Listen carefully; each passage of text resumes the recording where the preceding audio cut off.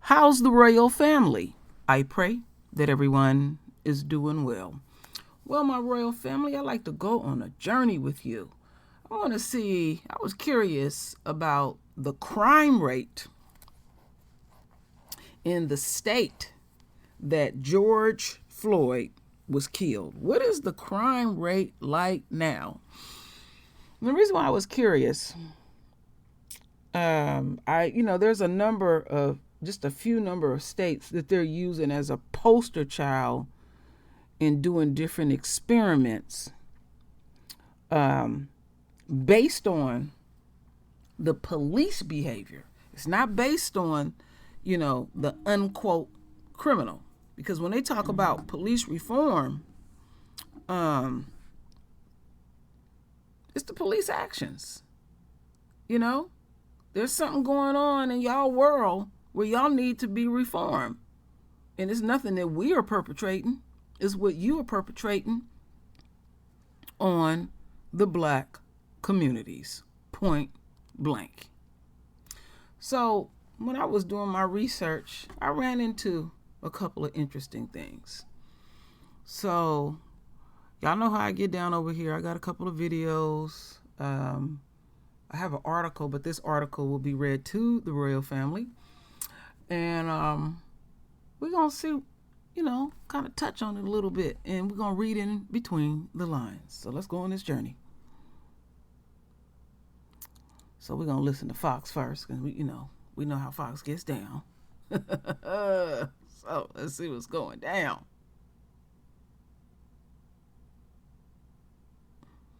This video's about 3 minutes. Jason Rantz, host of the Jason Rantz radio show at KTTH in Seattle. Jason, you've seen these things unfold before in Seattle. I mean, I know Minneapolis is kind of the center right now, but we've seen it across the country. Your initial thoughts about replacing the NPD, Minneapolis Police Department, with the Public Safety Department? Well, it's a horrible idea, but what weirdly, as I hear the reporting and I read up on what this is all about, I believe this to be a political question. It's no longer about public safety, because we've made the public safety arguments on this show, for example, almost every single week for the last several months. People keep dying, and the reason why that happens is because politicians are pulling these moves, these policy prescriptions, and they're failing. And so at some point, the voters have to weigh in. And I think if you can get something like this to be honestly written, I want the folks in Minneapolis to vote. I understand that there is some anxiety around that, and I have the anxiety here in Seattle every time there's a person who's running for office who's a little bit fringe and really far to the left, of thinking, maybe I live in a city that is filled with people who want this. And so I think once and for all, let's see what Minneapolis actually wants. If this is the direction that the city wants, if the people there are okay with the results that they're seeing, okay, we'll get on record. If they're not, it's important to get on record right now, because in that report you just heard, I think it's absolutely correct. There is momentum. If this were to pass, it's going to go elsewhere. But if it were to fail, it also stops the momentum. Well, and what's really disturbing about that, too, is if they can't explain it, and they certainly won't do that probably by this Friday when people are actually voting, I would want to know this. So you're going to replace all the cops with something that you are not a bunch of cops coming up with, and that these people are now going to handle hostage situations. I was just kind of taking notes, thinking about the stuff I would ask, like more dangerous calls than anything else, domestic violence, doubling the number of homicides. So the public safety department now, Jason, these people, whoever they're going to be, they're going to be able to do all this stuff, we hope, because they're going to need to be able to do all that stuff. Well, they're definitely not going to be able to do any of that stuff. And that's the reality of the situation. That's why I think clarity is really important. Part of the reason why you're not getting any answers from the folks behind this is because they either don't know the answers, which is terrifying, but that goes to their end goal, which is just truly to... They say what they want to do, right? They want to dismantle police departments. They are systems of oppression, and they want to rebuild it in a political image. So that's really what this is all about. They're trying to systematically dismantle these systems of oppression and then rebuild it with a political lens in mind and a social justice lens in mind. And that's the terrifying part about this. But like I said, if that's truly what the people want, then go for it. But if it's not, they need to start stepping up, speaking out, and pushing back much quicker. Exactly. And in full disclosure, that's my former city. I mean, Minneapolis, I lived there for many years, met my husband there. We were both on air at the time. We've covered a lot of crime in that city. What they have right now is off the charts, and it's too bad that people may not get the answers they want before they have to vote on Friday. We will cover this closely. All right, let's take that down quickly and get no pop-ups. So let's go over here. So, the concern that they are having is disbanding. They worried about coins. And both of them coons was being disingenuous. The people are speaking loudly. When George Floyd was slaughtered in the streets of America, people literally marched globally. I said that we would see things in biblical proportions, and they were concerned about that too. And so the people have been very vocal, have been very clear, very organized, have put things in writing, have sat down with lawyers, have gotten money and funding and structure how they want to be policed in the streets of America. Now, y'all remember a few short years ago in New York, they got snotty, the pigs, and said basically, we're not going to police y'all. And the crime rate dropped. See, you got to get grassroots. Put your ear to the pavement. Get to know the folks in the town. And I had said a while back, what they really, really, really want, and you have to be very careful with this, what they really want is to set up a bullshit board where it's people in the community that feel like they are partaking in police work. Now, we got to remember the enemy wants to have full range to do whatever they want to do to our royal bodies. And what will happen is, hypothetically speaking, when you set up a board and you set it up in a way where you want it to work your way. So the police is going to be watching it real close. And they know people in the community, and they're going to try to hand pick who they want there. And see, people, sometimes even folks with good intent, and I've been talking a lot about good intent, some may lose their way and get big-headed and feel like they really a part of something. And so then there'll be a crime going down against us by the pigs, and then they will show the board the slaughtering, and then the pigs will say to the board, is this an acceptable way of killing your folk in your neighborhood? And do you know, over time, folks will agree with that. You gotta watch that stuff. So to set this thing up, again, grassroots, the police cannot partake in the community because you already have taken from the community daily, and you leave your stains in the community. You leave your nasty draws in the community. So now the chickens have truly came home to roost. They're in your backyard, they're in your front yard, they're on your roof, they even way up out of the neighborhood, they every which way, because you're raggedy. And folks is tired. That is our money, our tax dollars. We should redirect it the way we want to redirect it. So let's go deeper into what's really going on with the crime rate. Now, this is an article that's quite interesting. Minneapolis PD efforts plummet. Traffic stops down 85%.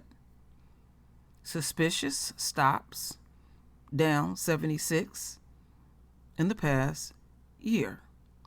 Now, when you listen to this, I think it's about 6 minutes. Don't hold me to it. Could be a little bit shorter than that. Audio. It's going to be some contradictions too as well. So listen very, very closely, please. Minneapolis PD efforts plummet. Traffic stops down 85%. Suspicious stops down 76% in past year. By Nick Gilbertson on September 14, 2021. Police had been wary to serve the community of Minneapolis as crime skyrockets in the year after George Floyd's death. Policing efforts have dropped dramatically in Minneapolis since the death of George Floyd in May of 2020.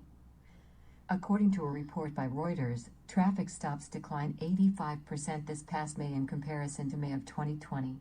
In that time, suspicious behavior stops are down 76%, while routine business checks have also plummeted by 76%. Though policing efforts have declined since Floyd's death, crime has skyrocketed in the Minnesota city. Minneapolis has seen 65 murders to this point in 2021. If the rate continues at the current pace, murders in the city will reach a 2-decade high. Additionally, the month of May reported 91 shootings, which nearly doubles the May shootings in 2020. Violent crimes increased in June of last year and have remained prevalent. There isn't a huge appetite for aggressive police work out there, and the risk/reward, certainly, we're there and we're sworn to protect and serve. But you also have to protect yourself and your family, according to newly retired Minneapolis Police Commander Scott Jerlicher. Nobody in the job or working on the job can blame those officers for being less aggressive. Another officer who retired after the death of Floyd explained that it's self-preservation. The officer explained that even his supervisor was not encouraging officers to go out and stop crime. The supervisor was like, "I don't blame you at all if you don't want to do anything. Hang out in the station." That's what they're saying. In the past year, 25% of Minneapolis police officers either retired or quit. The mass exodus has created a major staffing problem for the police department. Police spokesman John Edler explained that we were running from call to call and didn't have time for anything else. Mayor Jacob Frey told Reuters that, "Our city and our officers are having to handle a host of issues that no other jurisdiction wants to touch with a pole. Cities do need police officers, and yes, there are severe consequences when the numbers get as low as ours." An anonymous officer claimed that officers now turn a blind eye to minor offenses and elect to take longer routes to 911 calls in hopes that matters resolve themselves before an officer's arrival. Reuters research seems to reinforce this notion as April response times were up 40% to 911 calls as opposed to April of 2020. According to law enforcement experts, proactive policing like traffic stops and suspicious behavior stops have positive and safe benefits for the community as a whole. The evidence that proactive policing works is pretty solid, explained University of Nebraska-Omaha criminologist Justin Nix. If police pull back in the aggregate and they're also pulling back in areas where crime is concentrated, that can be bad news, Nix said. While proactive policing leads to gun and drug busts during routine stops and interactions, Councilman Steve Fletcher explained his view that proactive policing is corrosive to community relations between police and the citizens they serve. Having to pull over 400 people to capture a gun, that's a lot of people feeling harassed and mistrustful of the police in our city. Citizens are now experiencing the consequences of a neutered police department. Mother Brandy Earthman was shocked to find 10 to 11 bullet holes in her house upon coming home from an aunt's birthday dinner. Her children had been playing when bullets came flying through the door. Earthman's 19-year-old son was shot in the arm and her 3-year-old vomited from the terrifying gunshots. Earthman explained that she is making efforts to move as far away from Minneapolis as possible. 6-year-old Denia Allen was shot in the head while eating McDonald's in her parents' car and succumbed to her injuries shortly thereafter. After learning of the death, a man named Marcus Smith reconsidered his anti-police rhetoric in support of protesters. He now wears a Kevlar vest and patrols the very corner where Ania died. Smith explained that it's now safe to carry your firearms illegally. You can do that in Minneapolis. It's a gangster's paradise. Another young child, 10-year-old Ladavion Garrett Jr. was napping in his family's car when he was shot in the head in broad daylight on April 30th. Garrett Jr. has spent the last 4 months in the hospital and just recently began taking breaths on his own. His grandmother, Shari Jennings, remarked, "This is every day. There's shooting, there's drug dealing. I've never been immune to the gun violence, but it was men on men, and now it's kids and women. These are our future doctors, lawyers, mayors, and they're not getting a chance at life." Jennings continued, "This happened at 2 o'clock in the afternoon. There were other kids out there. It could have been way more tragic than it was. And this is just every day in Minnesota streets, in Minneapolis streets, and the police just ride by like it's okay." The constituents of Minneapolis face a ballot question in November that would eliminate the police department in favor of a Department of Public Safety. On September 7th, Judge Jamie Anderson of the Hennepin County District ruled that the language on the ballot was vague, ambiguous, and incapable of implementation. City Council members amended their wording mere hours before the ballots were to begin printing for the November 2nd vote. Attorneys for petitioner Don Samuels, who previously served as a city council member, have raised similar concerns with the council's new wording. The attorneys requested an emergency hearing of Judge Anderson. The new ballot language is designed to evade the court's order and injunction, will mislead and confuse voters, and must not be included on the November 2nd, 2021 general election ballot, wrote the attorneys. All right. So, they're trying to imply, before I go there, because I don't want to lose sight. There was some babies, some royal babies, that were killed or injured or maimed in crime-ridden areas. And this happens throughout, well, let's put it this way. This happens throughout America. It doesn't necessarily have to be crime-ridden. Suburbia, they don't give up their data. They act like they're squeaky clean. 9 times out of 10, they in there beating the dog shit out of each other in the house, too. But you know how it is with crime. Yeah, it's going to be black on black crime, white on white crime, Chinese on Chinese crime, more reflections of self. But I just wanted to show respect, because that's horrible. And I've always been disgusted by this type of stuff. So basically what they're saying is, since people are demanding police reform, they have laid off a number of polices in that state.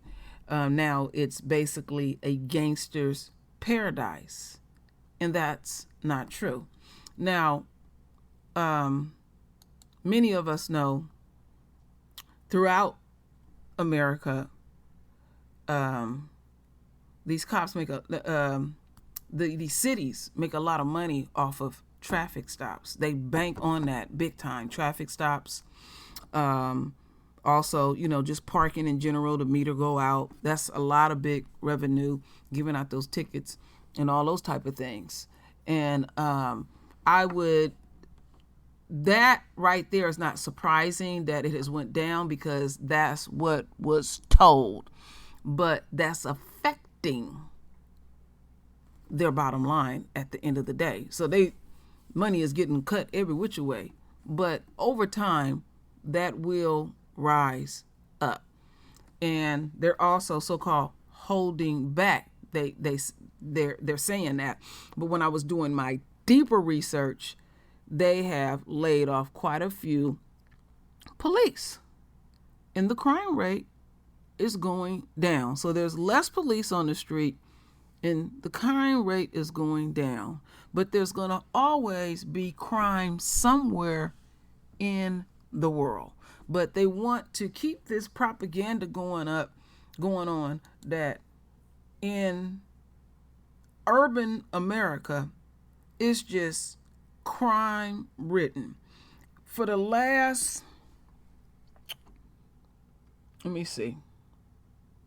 20 plus, 25 plus years. Let's go a little towards the 25 or even higher plus years. I always go back to the truce that the Crips and the Bloods made. Now, y'all know I live in Northern California. We don't deal with a lot of gang activity up here in the Bay Area, but it's gangs everywhere in every race. And I never forget that Jim Brown was a part of that. And they had a Crip and a Blood talking, and he was like, how could I, be against you. My sister just had your baby type of deal. This is my new niece and all this. I love my niece, naturally. And it's a known fact that crime is getting lower and lower and lower in urban America.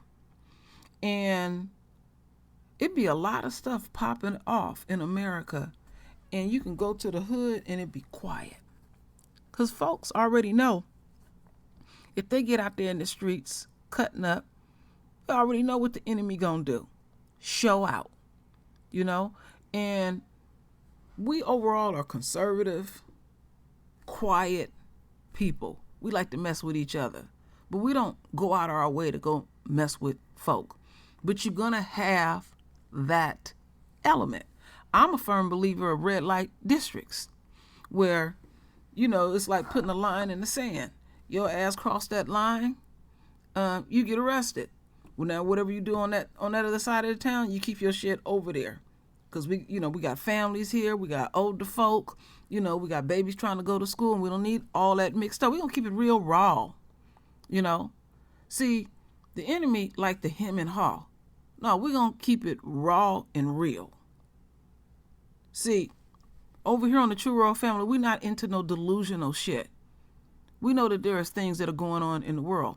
But see, y'all like to play games. Y'all don't like to deal with reality. Why do you think we having the situation that we're having now with Rona? Like wildfire in America. Because they don't know how to handle shit.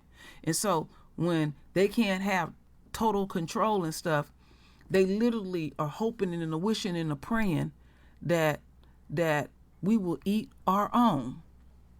And that's not going to happen because we are in a different space and a different time at this particular time. And what we are watching the enemy eat his own. I mean, you can't deny what you see, what you hear, and what you feel at the end of the day. But anyway, my royal family, I have 2 more videos that I want to present as we continue on this journey. Let's take this one down just in case something janky happened. Let's get into the next part of this. Its police department, but other changes could be contributing to a drop in crime. This summer's crime rate in downtown St. Paul was the lowest in at least 5 years. David Schumann looks at the multiple factors that may be playing a role in making the busy area safer. All right, your total's gonna be $10. Cisco's worked at Afro Deli in downtown St. Paul for 7 years, and recently she's noticed the change. There's not so much as a cop having to be called. Beforehand, when we first started here, we'd actually have to call the police pretty often. Cisco's more comfortable walking home. She says there are more customers later at night.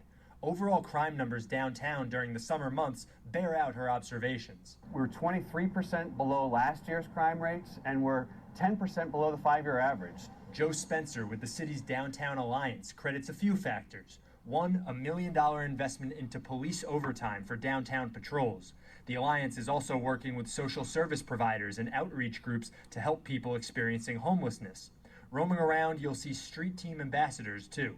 The downtown street team, in their lime green t-shirts, cleaning up litter and graffiti, is something Cisco has taken notice of. She says they're making a difference. The team has it under control. I feel like some of them know the kids, so they're able to talk them out of like just standing there all day or making other people uncomfortable. They're additional eyes and ears, right? They've all got a radio in their ear. They're connected to our Safety Communications Center. That Safety Communications Center can dispatch social workers and other community response workers and request police support.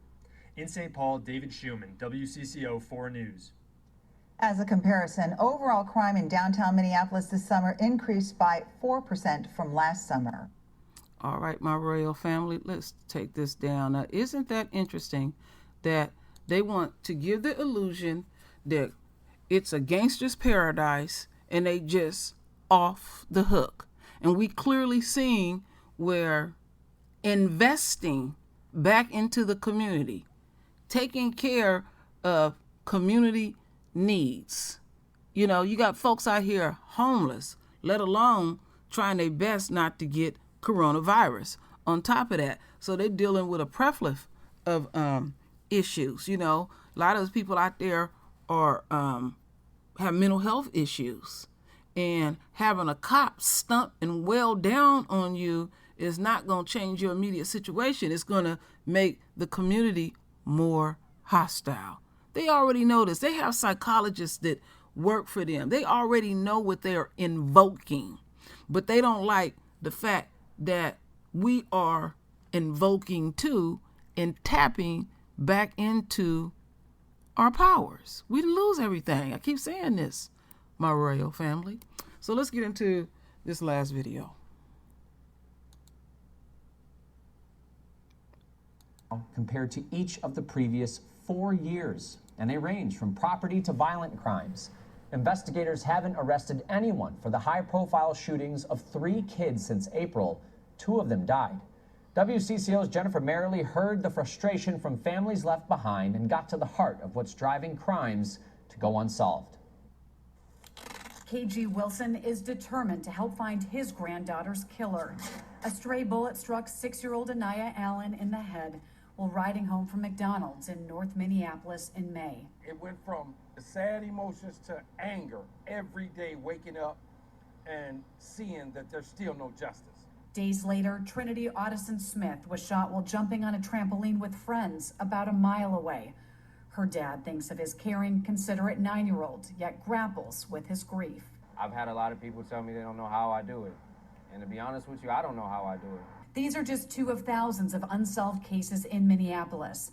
We asked University of St. Thomas professor Manjeet Reggie to look at data to better understand what's going on. Looking at the numbers, it tells you a trend and perhaps a strong trend. The chair of software and data science examined crime and arrest data in the city over the last 5 years. The rate of arrests have gone down.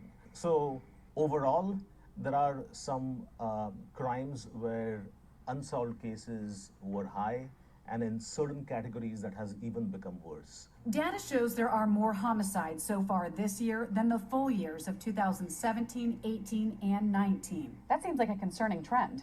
That's correct. Reggie explains the overall arrest rate at the start of August was about 12% this year, compared to 15 to 28% in the previous 4 years.